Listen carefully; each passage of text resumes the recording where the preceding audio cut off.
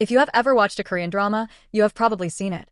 The scene where the main character's mother sits across the dinner table and says something like, "Your cousin just got engaged. When is it your turn?" Or the family gathering where every single aunt feels completely entitled to ask a grown woman about her love life, her fertility, and her life choices, as if those things are public property. If you think those scenes are exaggerated for entertainment, I have to tell you, they are not. For millions of Korean women, that dinner table is real. That gathering is real. And the pressure that comes from it is absolutely real, and it is crushing. Let's talk honestly about what Korean family expectations actually look like, why they are so intense, and what they do to women who are caught in the middle of them. Korean family culture is built on a concept called kibun, which roughly translates to the collective mood, feeling, or harmony of a group. In Korean social settings, maintaining kibun, keeping the peace, not making things awkward, not standing out in a way that disrupts the group's sense of order, is considered extremely important. It is not just polite.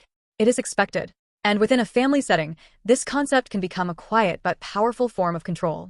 Because when a daughter refuses to get married on the family's timeline, she is not just making a personal choice, she is disrupting the kibun. She is becoming a source of social discomfort.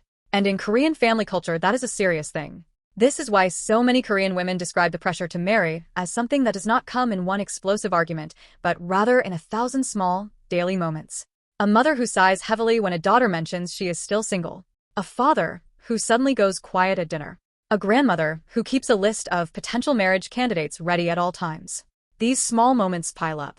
They communicate a very clear message without ever needing to be said directly. We love you, but we are disappointed.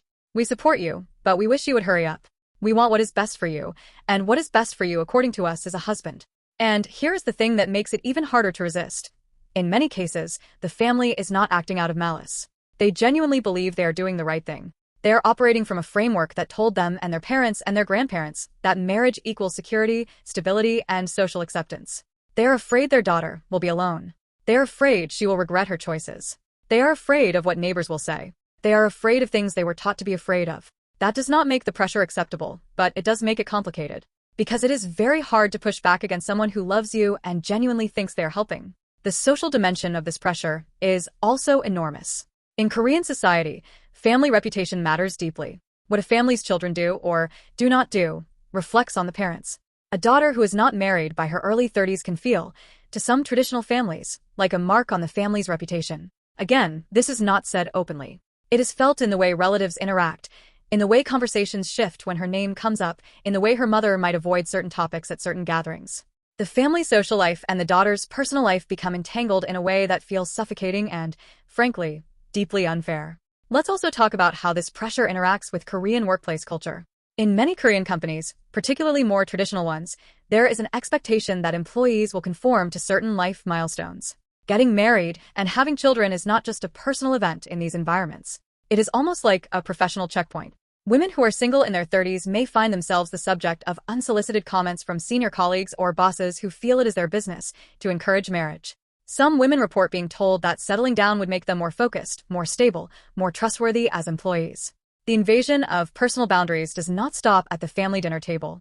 It follows women to work. What all of this creates is a situation where a Korean woman in her early to mid-30s can feel like there is no safe space. At home, there is pressure.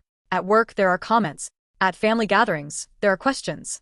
In social settings, there are comparisons.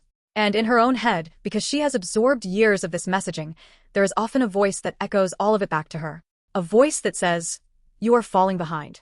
You are disappointing everyone. You are running out of time." That voice is perhaps the most destructive consequence of all, because it is the hardest to escape. You can walk away from a difficult family dinner. You can change jobs to escape a toxic workplace. But you cannot walk away from your own mind.